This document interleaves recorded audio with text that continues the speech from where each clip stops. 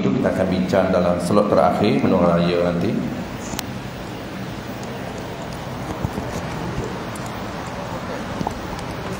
Qala al-musannif rahimahullahu ta'ala, topik yang keempat, 4.0, rukun puasa. Ini pun dia mudah tanya tuan, tak banyak isu. Yang kita fokus di belakang isu-isu yang banyak, isu yang praktikal di belakang, perkara sunat, perkara haram, perkara makruh. Itu yang penting. Yang ini simple semuanya. Baik, rukun puasa terbagi kepada 3 perkara. 3 rukun ni standard lah dalam istilah agama, mana-mana pun dia akan menggunakan rukun, iaitu ma la budda minhu, satu perkara yang mesti ada ataupun dipanggil juz'un min mahiyah, satu juzuk daripada diri benda. Nak terbentuknya diri ibadat itu mesti sempurna rukun, mesti sempurna juzuk dia, itu dipanggil rukun, juzuk.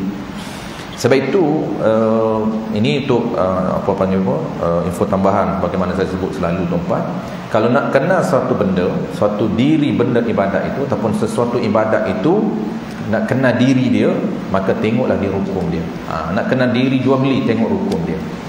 Nak kenal diri sembahyang, tengok rukun dia. Jadi apabila kita kenal diri benda, menyebabkan dia ada view dalam minda kita. Apabila kita sebut sembahyang, dia tak akan nampak diri, tak akan nampak nama. Yang nampaklah diri. Itu beza orang kena syariat dengan orang kena nama. Tapi kalau kita just sebut nama, kena nama sembahyang SEMBAHYENG itu sahaja kita kenal, tak terbayarlah di minda kita benda, diri dia tak terbayar. Tak nampak rokoknya, tak nampak sujudnya, tak nampak iktidalnya, tak nampak fatihahnya, tak nampak takbiratul ihramnya. Sedangkan diri dia ada 13 bahagian. Cantun ke semuanya, part-part dia tu, bahagian-bahagian dia tu, jadilah diri. Sebab itu sembahyang tak cukup rukun, tak sah sembahyang. Kenapa? Tak nama diri sembahyang. Begitu juga puasa. Puasa bukan sekadar tak makan tak minum, tidak. Diri dia mesti ada 3. Mesti ada orang berpuasa, mesti ada niat, mesti ada yang ketiganya perkara yang tak buat perkara yang batal. Itu dipanggil, barulah nama ibadat itu ibadat puasa. Baik. Yang pertama, ada 3 rukun. 3 dia punya apa-apa bahagian. Rukun puasa terbahagi kepada 3 perkara. Ini diri puasa. Rukun puasa itu, diri puasa itu, ataupun dipanggil perkara yang nak terbentuknya diri puasa itu terbahagi kepada 3 perkara. Jadi 3 bahagian. Kena cukup 3 baru nama diri dia.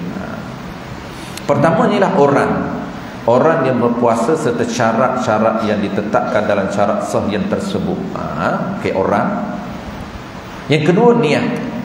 Kalau tak makan tak minum, tak ada niat, maka tidak dinamakan puasa di sisi syariat.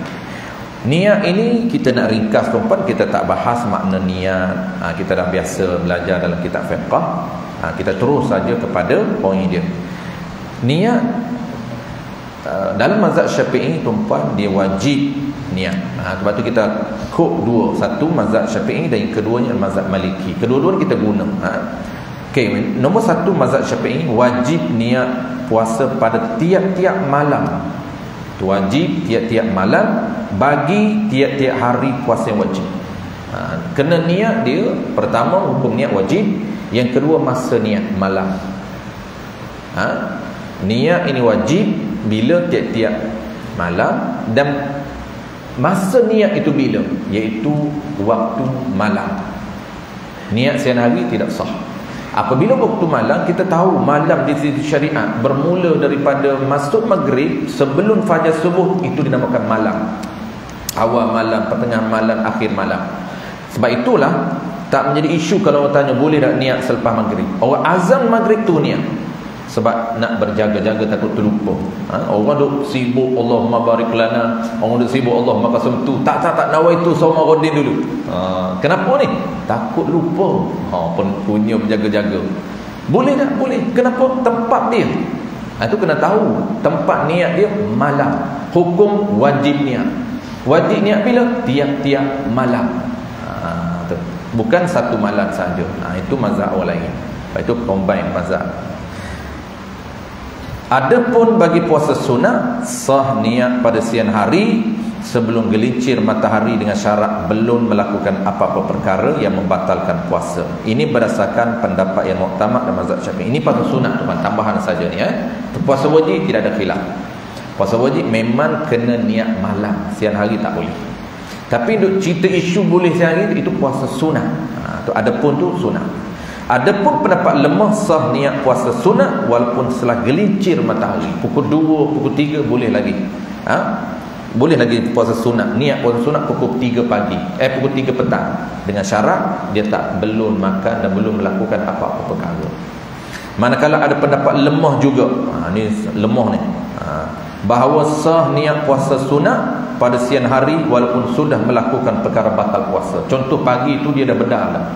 Pagi tu dia main hantar 2-3 pinggan nasi lemak. Pukul 10 pagi baru teringat hari ni nak puasa. Boleh niat puasa pukul 10. Tapi itu pendapat lemah. Walaupun sudah melakukan perkara yang membatalkan puasa seperti sudah makan dan sebagainya. Ini pendapat lemah. Jarang orang beramal pendapat ini. Biasa kita beramal iaitu pendapat lemah yang belum makan. Pukul 12 boleh niat, kena dengan syarat belum makan apa-apa lagi ataupun belum melakukan perkara batal. Baik, settle itu isu puasa sunat. Nombor 2 tuan mazhab Maliki, sebab kita nak combinekan mazhab Syafi'i dengan mazhab Maliki ni. Mazhab Maliki pula, dalam mazhab Maliki sah niat puasa sebelum Ramadan, sebulan Ramadan. Dan mazhab Hanafi sah niat puasa pada siang hari bulan Ramadan. Baik, macam mana cara kita nak combinekan antara mazhab Syafi'i dengan Maliki? Khalasah bagi orang yang bermazhab Syafi'i. Ini kesimpulan penutup tuan. Sebab mazhab kita wajib niat tiap-tiap malam. Wajib niat malam hari dan tiap-tiap malam. Dan mazhab Maliki pula boleh niat sebulan sekali. Maka dalam mazhab kita bagi orang itu dipanggil kesimpulan ataupun khalasah. Bagi orang yang bermazhab Syafi'i, sunat taklid mazhab Maliki sunat hukum dia tuan. Ada setengah kita kata harus, tapi kita ambil yang pendapat kata sunat. Sunat taklid mazhab Maliki niat puasa sebulan. Jadi ada 2 langkah tu. Jangan terus niat. Langkah pertama yang orang kita tak buat, dia hantam terus sebab dia bermudah-mudah dengan mazhab. Macam kita keluar zakat fitrah lah tuan. Kita tidak diajar perkara basic. Back to basic sangat-sangat jarang orang ajar. Orang terus dengan pelaksanaan. Keluar zakat fitrah menggunakan duit itu mazhab lain, bukan mazhab kita. Mazhab kita kena beras. Tapi apabila kita nak transfer kepada mazhab lain, ada etika dia yang perlu kita follow. Salah satu etika yang mesti kita patuhi ialah niat ikut mazhab. Kena niat ikut mazhab lain dulu. Tengok dia cerita. Sunat taklid mazhab Maliki, yakni niat aku ikut mazhab Maliki. Barulah yang kedua niat puasa sebulan. Jangan niat puasa sebulan terus belum niat mazhab Maliki. Kerana itu mazhab Maliki. Kena masuk channel dulu. Tak masuk channel orang lagi terus nak buat. Masuklah dulu. Niat puasa sebulan supaya, kenapa niat? Ni dipanggil illah. Kenapa sunat? Ni dipanggil illah. Sunat taklid mazhab Maliki, supaya dapat mengelakkan daripada qada sekiranya hari yang terlupa niat pada waktu malam. Sebab wajib niat pada waktu malam, lupa niat tak sah puasa dia, wajib qada. Maka nak mengelakkan daripada wajib dia qada ataupun nak mengelakkan daripada puasanya tu sah, maka sunat kita taklid mazhab Maliki. Jadi bila nak buat ni? Pada 30 Ramadan dulu kita dah buat dah. 30 Ramadan itu esok 30 Syaban, esok 1 Ramadan. Malam tu kita niat 2 niat mazhab Maliki sebulan, dan keduanya niat mazhab kita untuk esok hari nawaitu sauma watih. Jadi langkah dianya, kita pertama niat aku taklid mazhab Maliki, yang kedua niat sebulan aku puasa sebulan bagi tahun ini kerana Allah Subhanahu wa taala. Ataupun terus yang keduanya pula barulah kita niat nawaitu sauma ghadin. Itu mazhab kita. Mazhab kita tak perlu kita niat.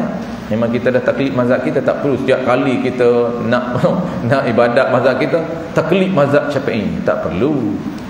Memang kita turun temurun kita ikut mazhab Syafi'i.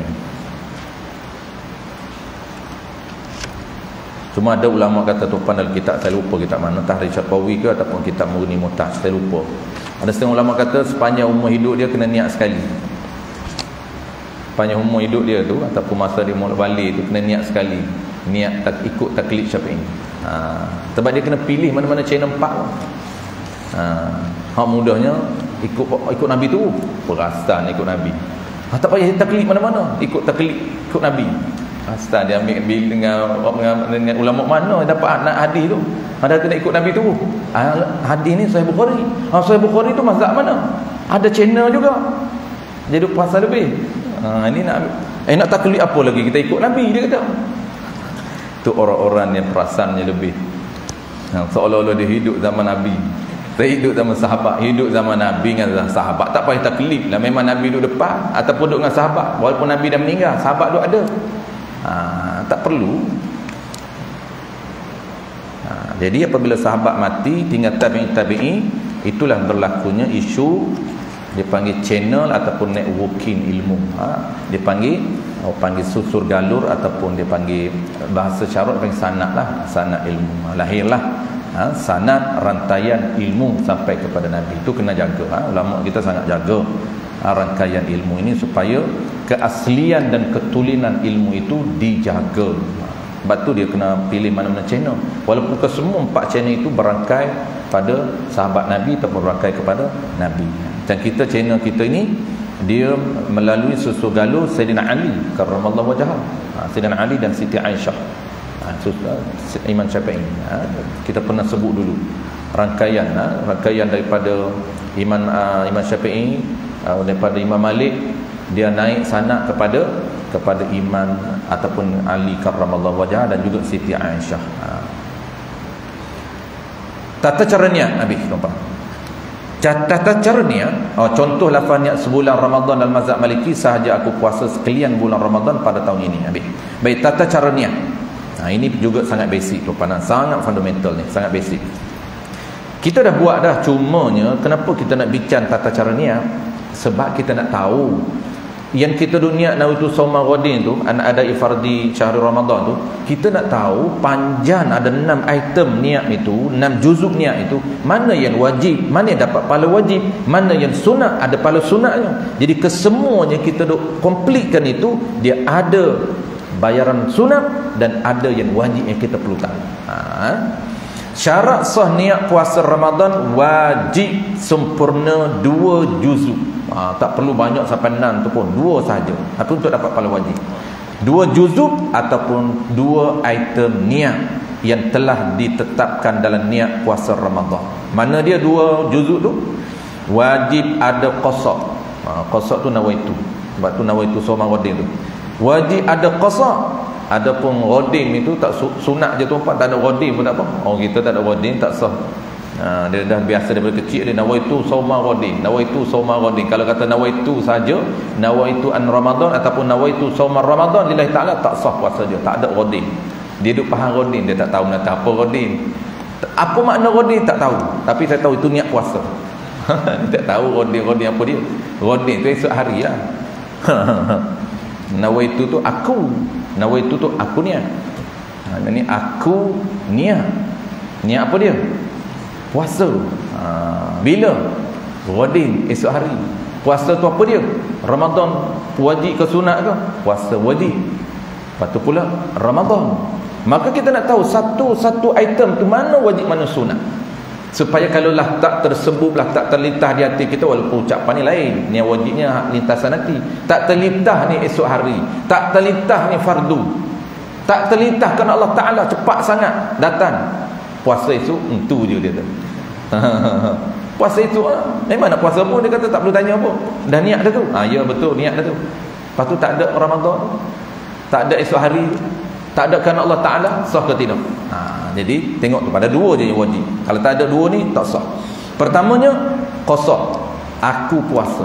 Dia kena ada aku puasa itu, nawaitu.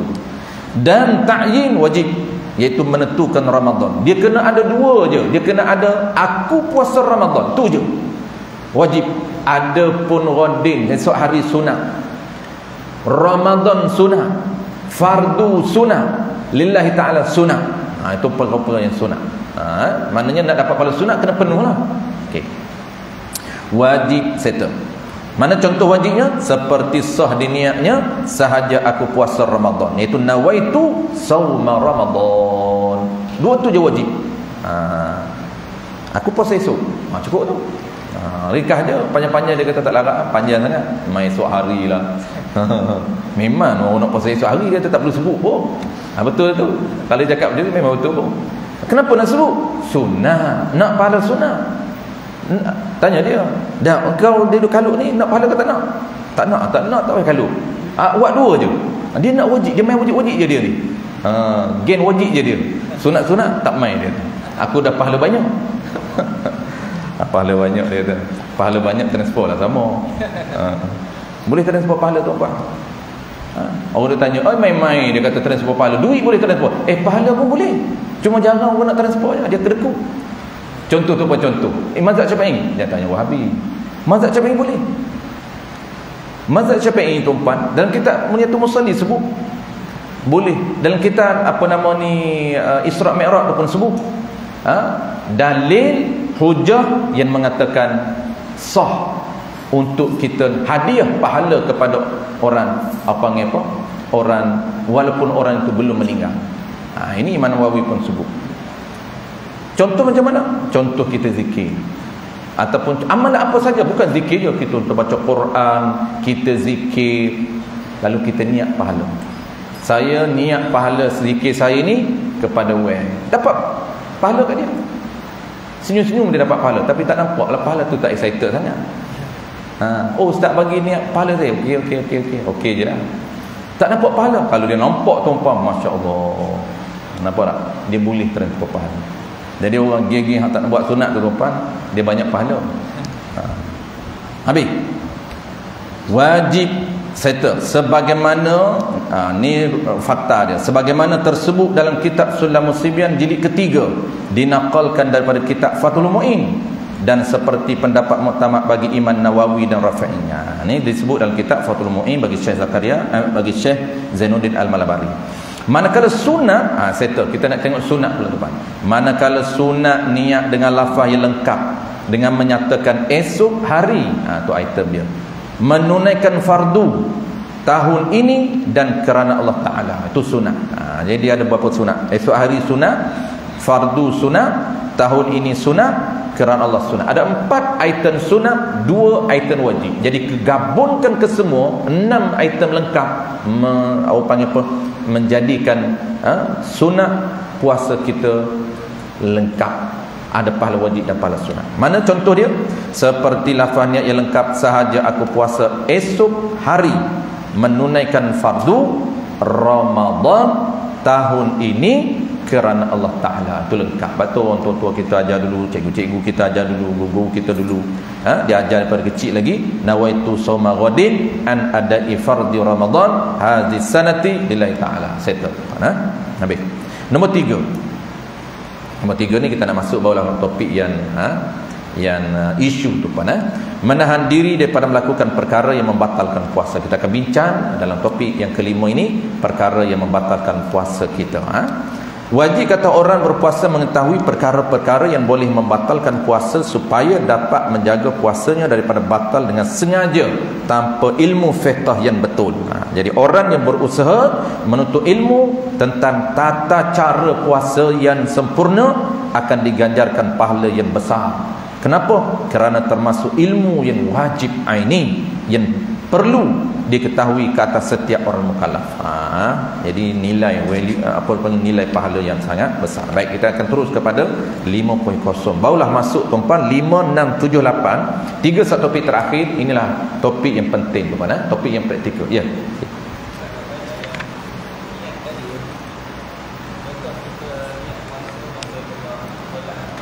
Boleh tak? Boleh dia jawab dia sah. Walaupun tak sunat. Niat dalam solat boleh masukkan niat. Sebab niat dalam hati. Qasdun syai'in muqtarinan bil fi'li. Adapun lafaz, mazhab Maliki Hanafi tak sunat berlafaz. Mazhab Syafi'i je talaffuz bin niat ni adalah sunnah. Dia ada dalil dia. Adapun Maliki, Hanafi, Syafi'i itu Ahmad bin Hanbal, murid kepada Imam Syafi'i sendiri, tak sunat talaffuz bin niat. Jadi talaffuz bin niat itu sunat, wajibnya adalah niat. Dan niat ini boleh dilakukan di dalam ibadah. Cuma tak sunat. Ni nak cerita boleh je. Contoh kita salat Allahu Akbar. Duduk tengah baca Fatihah topan, lepas Fatihah waladhdallin amin, telitah hati kita ni, kita i'tikaf. Dalam masjid ni kita niat i'tikaf dalam masjid. Adakah sah niat i'tikaf di dalam sembahyang? Sah. Begitu juga tengah duduk sembahyang tarawih, tiba-tiba terlupa, takut esok terlupa niat puasa dalam sunat, dalam sembahyang tarawih. Adakah batas sembahyang? Memang tak batas sembahyang pun, sebab niat. Adakah sah niat?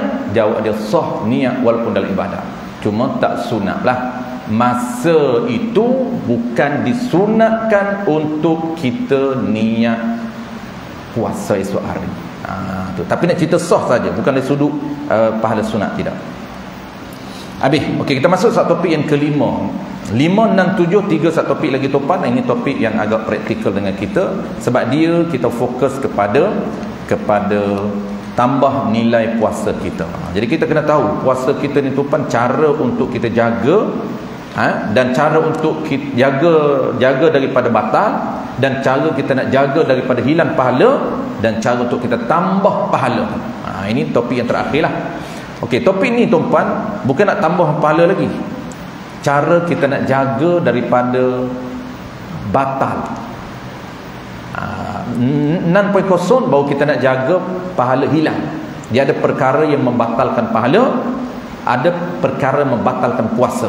Okey, kita fokus dulu ni perkara yang membatalkan puasa dulu. Yang ni batal puasa wajib qada. Tapi kalau batal pahala puasa tak wajib qada, pahala saja batal. Habis. 5.0 perkara membatalkan puasa. Banyak perkara yang boleh membatalkan puasa. Namun dalam modul ini hanya dinyatakan 10 perkara saja. 10 perkara saja. Dalam kitab-kitab lain tuan-tuan dia ada lebih kurang 2-13, tapi dalam kitab kita hanya ada 10 saja. Yang pertama, perkara membatalkan puasa pertama, jima'. Yang mudah-mudah kita ekspreskan tuan-tuan. Setengah daripada perkara yang membatalkan puasa ialah jima' pada siang hari bulan Ramadan. Jima' pada siang hari, bukan malam.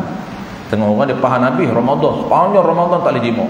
Tu ni sangat ekstrim sangat. Okey lah nak ceritanya, tapi jangan faham silap. Kata kenapa malam pun tak jima' kan? Mana boleh ustaz? Tak boleh jima'. Tak boleh tu kenapa? Dah tak boleh lah. Dia tinggal tak boleh dah, hukum dah hilang. Hukum syariat ni perkeliling kita, peraturan kita. Dalam bahasa kita dipanggil akta dan enakmen. Dalam Islam tuan-tuan, khitabullahu ta'ala al-muta'alliqu bi af'alil mukallifin. Perintah, dia duduk dalam perintah, peraturan. Perintah ini ada 5. Yang basic 5 ni, tapi dia detail ada 6. Syarat sah batal dia tambah juga. Duduk dalam wajib, sunat, makruh, haram. Maksudnya berada dalam perintah, larangan. Ada yang jenis larangan, tak boleh buat. Ada yang jenis memang kena buat. Dia panggil perintah bentuk suruhan, wajib dan sunat. Maka kalaulah kita kata tak boleh, kita kena tahu larangan itu. Larangan bentuk mana? Adakah bentuk haram? Adakah bentuk makruh? Kalau haram memang dia kena charge, kena kesalahan, penalty. Kalau makruh tak kena. Kita langgar makruh tuan-tuan, tak kena pun, tak ada apa-apa, senyum je. Cuma dia tak ada upah je, tak ada bayaran, tak ada pahala. Jadi malam tuan-tuan boleh, cuma siang je tak boleh. Baik, habis. Definisi jima'. Nak nilai tuan-tuan, nak tahu dia ni batal ke tidak puasa dia, termasuk jima' ataupun tidak, maka dalam istilah agama dia kena tahu setiap perbuatan itu kena tengok definisi dalam agama. Kalau jima', apa maksud jima'? Barulah dia boleh nilai adakah aku jima' ataupun belum. Kalau belum jima', tak dinamakan jima', maka tak batal puasa dia. Jima' ialah memasukkan sekalian hasyafah zakar, dan kurungan itu memasukkan ke semua kepala zakar. Masuk itu atau ada dia kitab kita dia agak detail. Kalau kitab lain dia just memasukkan semua kepala zakat, kadar tidak ada. Tapi kita ataupun memasukkan kadar ke dalam faraj, memasukkan kadarnya, yakni kadar kepala zakat bagi orang yang tidak ada kepala, sama ada kepala dia terpotong ataupun memang keluar tak ada kepala, betul macam kayu macam tu, tak ada pun kepala dia, tapi nak nilai macam mana jimat dia, masuk kadar ini pada urufnya. Uruf orang kita, jangan ambil uruf orang lain. Ambil uruf orang lain, kadar dia 2 inci contohlah. Ambil uruf kita, kadar dia, contoh tuan-tuan, kadar kita hanyalah 1 inci, dia tak ada kepala, memasukkan 1 inci, lebih daripada 1 inci ke dalam faraj ataupun ke dalam lubang dubur, maka dinamakan jimat. Batal puasa dia, tak boleh. Okey, masuk ke semua kepala zakar itu ke dalam faraj orang yang bukan khunsa muskil. Kalau dalam kitab biasa dia sebut faraj je. Masuk ke dalam faraj atau memasukkan sekalian zakar ke dalam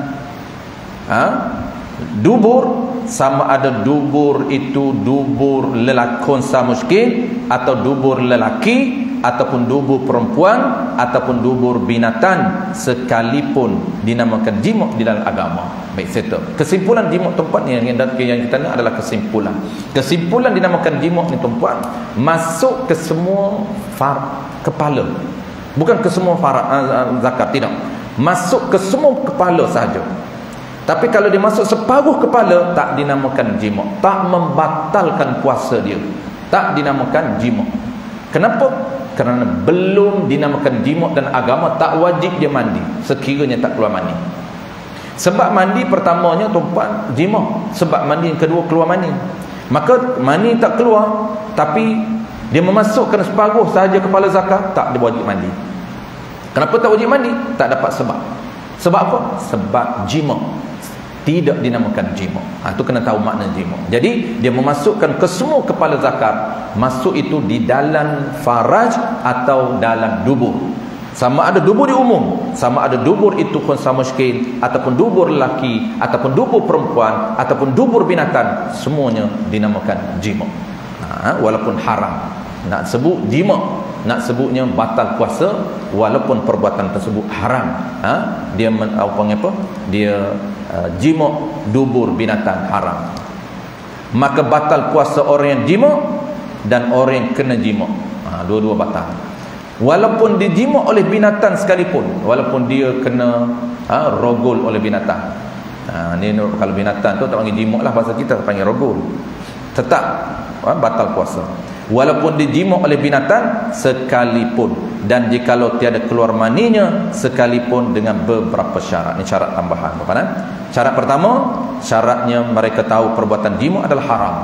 Bukannya orang jahil dengan sebab baru masuk Islam, ataupun orang yang berada jauh daripada ulama, ataupun kalau dia ni jauh daripada orang yang tahu,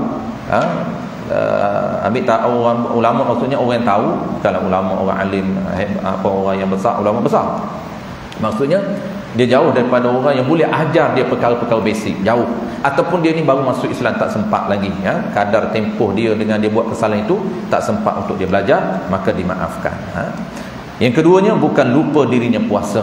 Kalaulah dia jimat, dia lupa, itu tak membatalkan puasa. Lupa apa? Lupa puasa, bukan lupa jimat.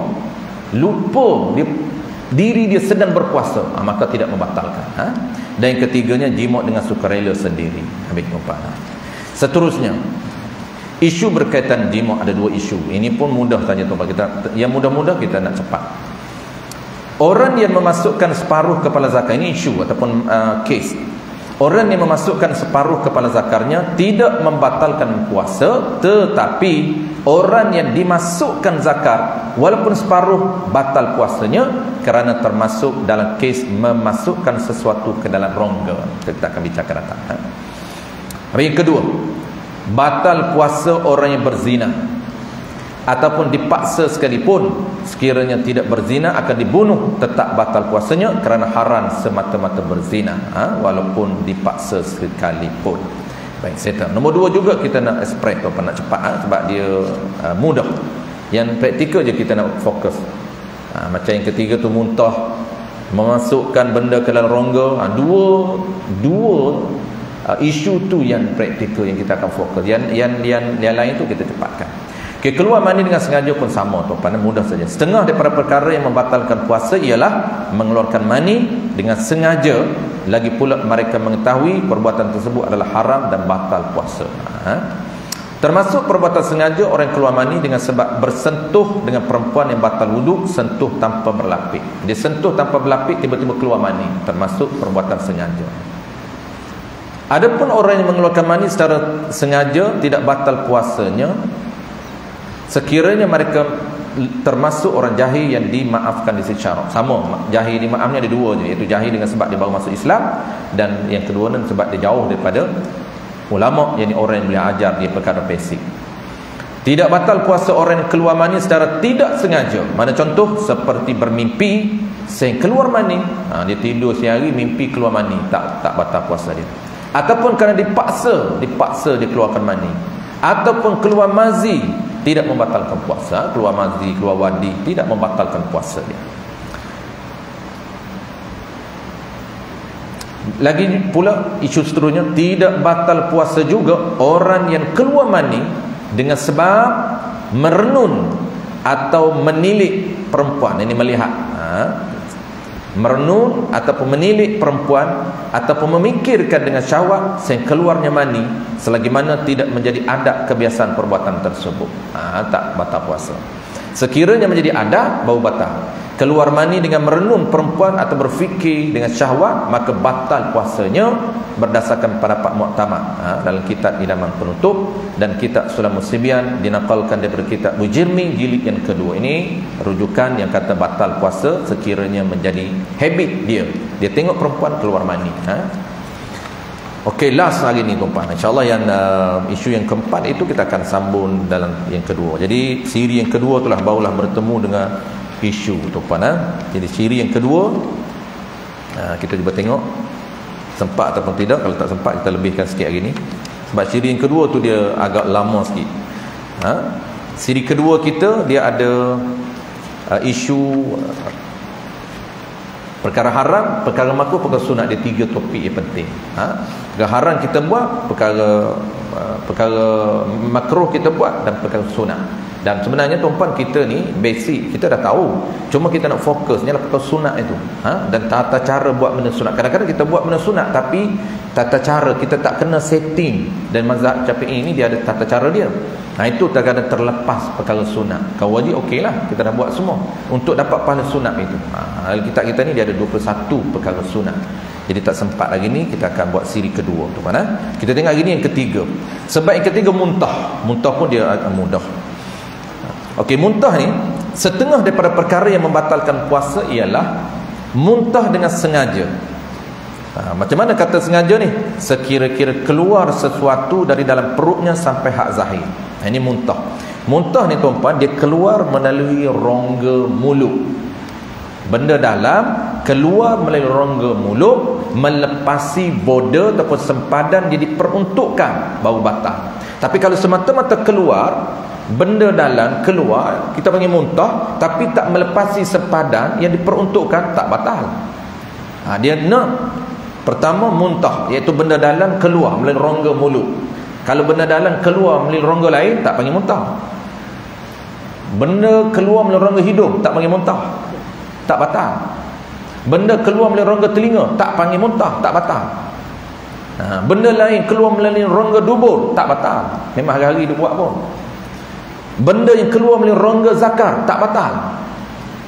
Ini kena ingat, yang batal ialah benda yang keluar melalui rongga mulut, dinamakan muntah.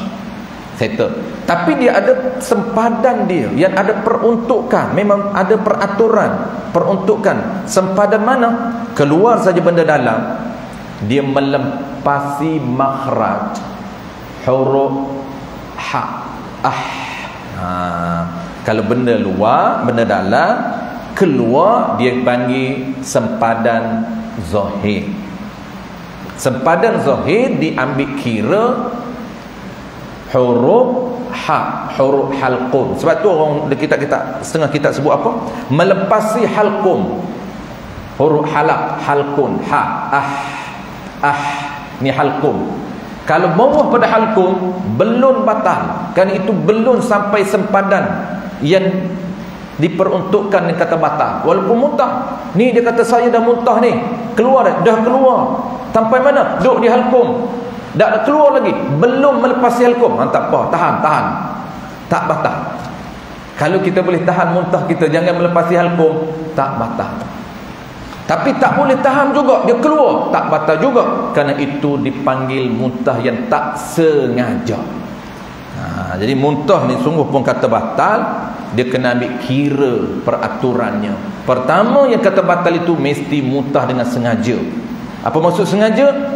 Dia sengaja muntah, dia jolok ke apa, muntah. Ataupun dia muntah, bukan jolok apa, memang nak muntah betul, dia makan something apa, dan dia tak tahan sekadar dia mampu, dipanggil sengaja. Tapi kalau dia dah cuba tahan, lepas juga, dikira tak sengaja. Maksudnya tuan-puan, tak batal puasa muntah yang tak sengaja. Kalau sengaja tu kita kena nilai, adakah dia melepasi sempadan? Sempadan mana? Sempadan halkum. Kalau lepas halkum, batal. Kenapa? Kerana memang peraturannya yang diperuntukkan tak boleh keluar lepas halkum. Sebab itulah dipanggil huruf halal, huruf ni. Termasuk perbuatan muntah dengan sengaja apabila tidak menahan diri atau mengawal diri daripada muntah sekadar mampu yang boleh. Dia tak cuba tahan, dia nak muntah terus. Kalau dia dah tahan, kadang mampu tapi terkeluar juga, itu dipanggil tak sengaja, tak batal puasa. Tidak batal puasa orang muntah secara tidak sengaja. Mana tak sengaja? Seperti tidak mampu mengawal diri daripada muntah dengan cara sisa-sisa muntah tersebut tidak masuk balik ke dalam perut, melepasi sepadan makhraj huruf ha. Ni lain pula. Kalau dia muntah, memang tak batal sebab dia tak sengaja. Dia tahan-tahan muntah juga, keluar sempadan huruf ha, halkum. Tapi dengan syarat benda yang sisa-sisa muntah jangan termasuk balik. Dikira juga peraturan, kalau benda luar masuk ke dalam, ada juga peruntukannya, ada juga bordernya. Border dikira mana? Iaitu dikira jangan lepas huruf ataupun makhraj huruf ha, bawah halkum. Ini tadi atas halkum, ini bawah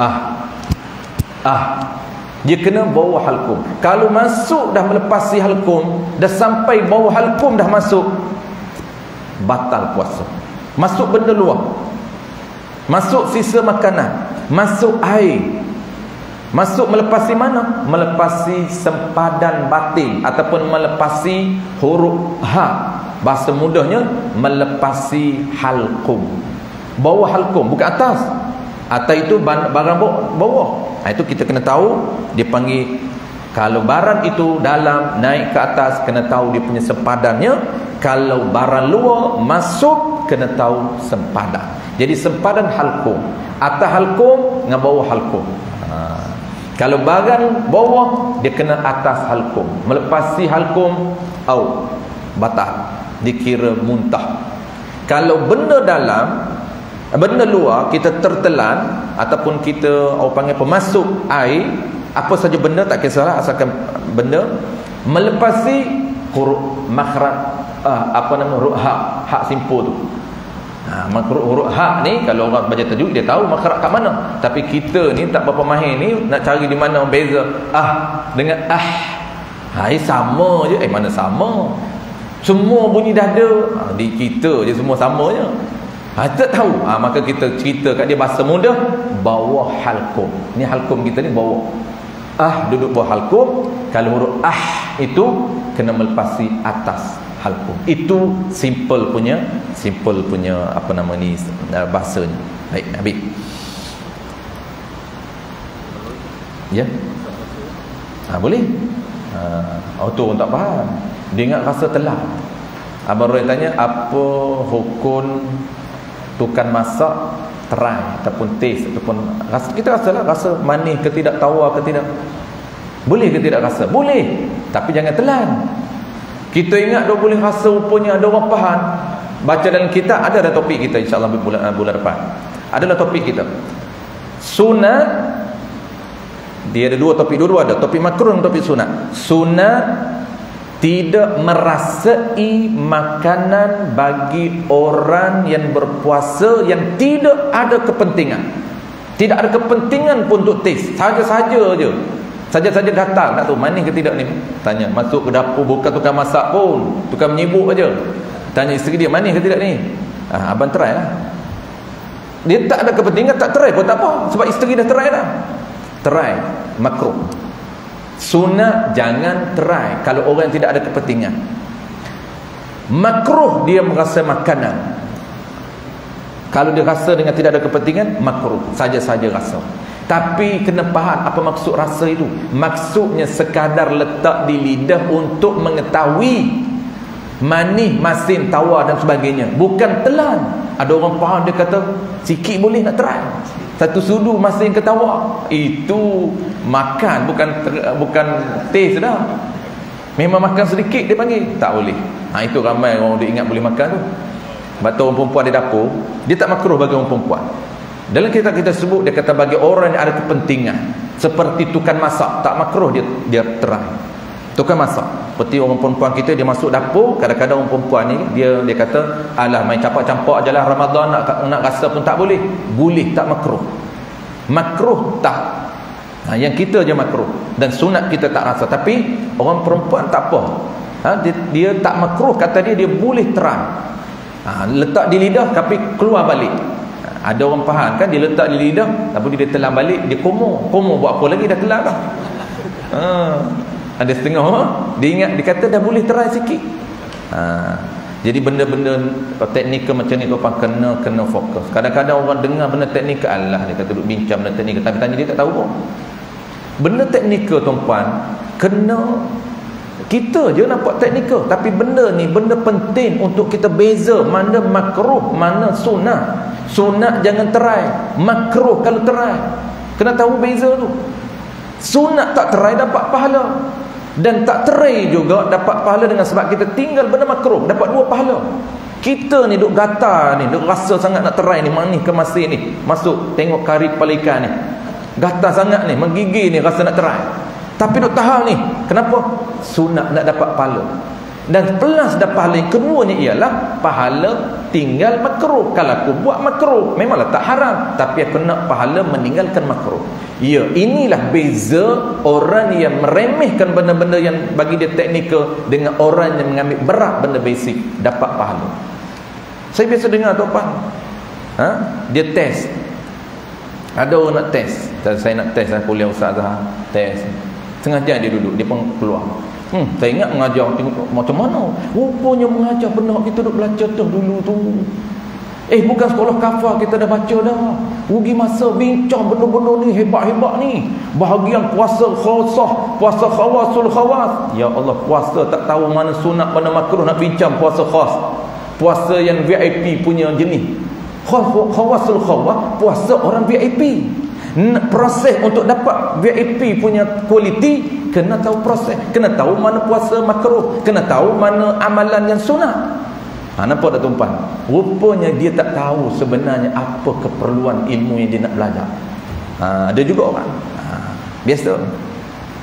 Jadi janganlah kita tuan-tuan jadi termasuk golongan-golongan orang-orang yang rugi. Rugilah dia. Sebenarnya dia perasan saja, dia tak tahu pun. Kalau tanya benda-benda basic macam ni, waktu kita tekan sangat-sangat benda basic ni tuan-tuan, tekan supaya kita tahu beza. Sebab setengah orang dia perasan dia tahu, tapi apabila kita tekan dia, tanya dia beza makruh dengan sunat, tak boleh beza. Apa beza sunat tak try? Apa beza makruh kalau try? Dia kata makruh, buat tak haram lah. Dan kalau tak buat tak apa, tak buat sunat makruh. Kalau buat makruh. Apanya? Duk pening dia. Duk pening. Dia kata, ustaz, kalau buat pun tak apa, makruh. Ya, makruh. Tak buat tu sunnah. Nampak tak? Yang kita ni, kalau kita tahu basic tu, tak buat itu dapat pahala, Dua, pertama pahala sunat, kerana sunat tak buat. Sunat bagi orang yang tidak kepentingan, jangan terasa makanan. Dan keduanya, niat aku tak rasa ini kerana meninggal larangan, dapat dua pahala. Nampak tak? Nampak lah tuan-tuan, jangan buat tak nampak pula. Habis. Okey, InsyaAllah nombor 4 ni tuan-tuan, kita akan sambung akan datang lewat hari ni.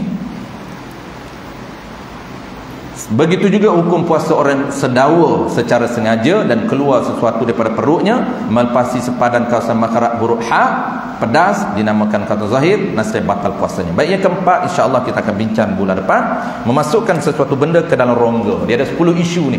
Jadi 10 isu ni tuan-puan, insya-Allah memasukkan ke dalam rongga saja ada 10 isu. Isu basic, isu injection, isu titihkan air ubat ke dalam telinga, titih ubat ke dalam mata, isu injek ke lubang dubur, isu masuk air ke selain daripada rongga. Jadi kesemuanya kita tahu. Jadi nota kita ni tuan-puan untuk selesaikan isu basic, insya-Allah selepas kita khatam, jadi bolehlah kita jadi tuk qadi. Qadi darurah nama dia. Orang tanya basic sekadar, orang tanya boleh tak masuk air? Kacang. Masuklah nak masuk air. Walaupun kenyang buncit air, buncit dengan air, dia masuk. Masuk ke mana? Masuk ke bukan rongga. Dia masuk ke ni, masuk ke tangan. Boleh walaupun kenyang pun. Kenapa? Bukan batal. Batal tu masuk ke rongga. Janganlah masuk ke lubang hidung, janganlah masuk air ke lubang telinga, janganlah masuk air ke mulut, janganlah injek masuk air ke lubang dubur, janganlah masuk air ke lubang zakar, janganlah masuk air ke lubang tek ini kerana rongga. Masuk air ke pusat boleh, pusat rongga juga. Kita panggil rongga, boleh masuk ke pusat, jolok ke pusat, kenyang, contoh je lah. Boleh dah injek biasa, demam pergilah injeklah kiri kanan belakang depan punggung pun injeklah, tak batal puasa pun, makruh pun tak. Derma darah boleh, derma darah, bukan derma darah tu sama value. Derma darah sama value dihantar derma darah. Boleh, cuma makruh. Itu kita akan bincang dalam 4 makruh. Makruh derma darah, makruh berbekas. Benda makruh boleh buat, cuma kita nak pahala. InsyaAllah akan datang kita plus teknik jaga pahala, ganda pahala. Wallahu a'lam. Kita ada satu tuan-puan, kuliah kita mention awal-awal, kita maklum awal-awal. Bulan 4 ini minggu kedua, minggu keempat kita dah raya. Jadi kelas kita ni kita akan settlekan baki 3 topik ini pada minggu kedua bulan April. Minggu keempat itu dah jatuh hari raya kedua. Tu kita tak buat lah hari kedua dah. Jadi kita buat kuliah di rumah masing-masing. Tu pakat berhari raya masing-masing. Jadi cantiklah kita penutup kuliah kita pada minggu kedua nanti. Jangan lupa, rugilah kalau separuh saja, sebab yang penting tu kita letak nombor 2. Sajalah dia apa-apa cerita tu lah. Topik climate tu dia kena letak last. Tak boleh letak siri pertama. Wallahu a'lam. Ada soalan tuan-puan? Kita nak berhenti 11.50. Seminit lagi untuk ada soalan. Kalau tak ada soalan boleh berhenti terus.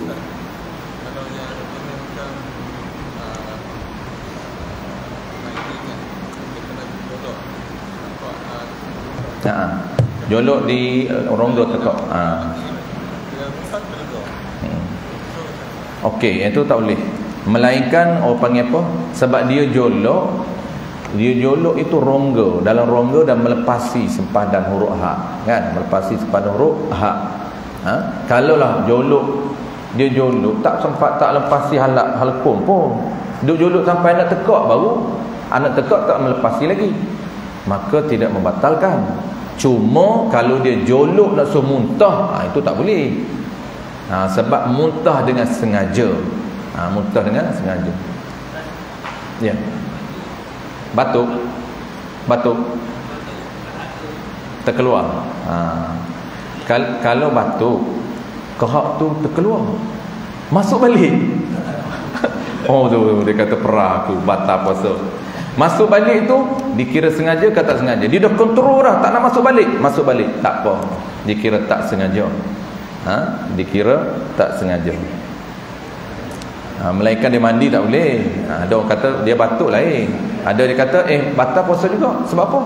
Sebab mandi kalau masuk air dikira sengaja. Itu mandi. Dia tak lain dengan batu. Kalau mandi harus, bukan mandi wajib, bukan mandi sunat. Mandi sunat okey, mandi wajib pun okey. Dia mandi harus, macam kita balik sehari nak mandilah, tak rasa melekit ni kan. Mandi tu hukum dia khilaful aula. Sebab tu afdal jangan mandi. Tiba-tiba termasuk air dalam mulut ke dalam hidung, itu batal puasa dia. Walaupun dia kata, saya tak sengaja nak masuk. Dikira sengaja. Siapa suruh mandi? Dikira sengaja dia mandi, tak ada sebab pun. Melekit bukan sebab yang disuruh mandi. Mereka dia mandi sunat, sunat hari Jumaat, maka dia masuk air kerana mandi sunat, maka dikira tak sengaja. Wallahu a'lam. Habis, kalau ada soalan lagi kita simpan bulan 4 nanti. Bismillahirrahmanirrahim. Alhamdulillahirabbil alamin wassalatu wassalamu ala asyrafil anbiya'i wal mursalin wa ala alihi wa ashabihi ajma'in. Allahumma faqihna fid din wa 'allimna at-ta'wil waj'alna minal ulama'il 'amilin waj'alna minal mukhlisin. Wa sallallahu ala sayyidina Muhammad wa ala alihi wa barakatuh. Alhamdulillahirabbil alamin. Terima kasih tuan-puan, lupa nak sebut tadi kepada Datuk Mursi kita, seluruh Halajitan Pasar Surau, kepada seluruh penyelaras ASFA dan semua muslimin muslimat, mudah-mudahan kita diberikan kualiti amalan kita sepanjang bulan Ramadan. Wallahu a'lam. Ya. Oh, tabun. Satu lagi iklan tuan-puan, bagi orang yang nak menyumban untuk nak dapat pahala berganda di bulan Ramadan, kita sediakan infak surau dan juga ASFA. Ada tabun ASFA dan ada juga tabun surau. Mana-mana tuan-puan nak menyumbang boleh masukkan dalam tabun. Wallahu a'lam.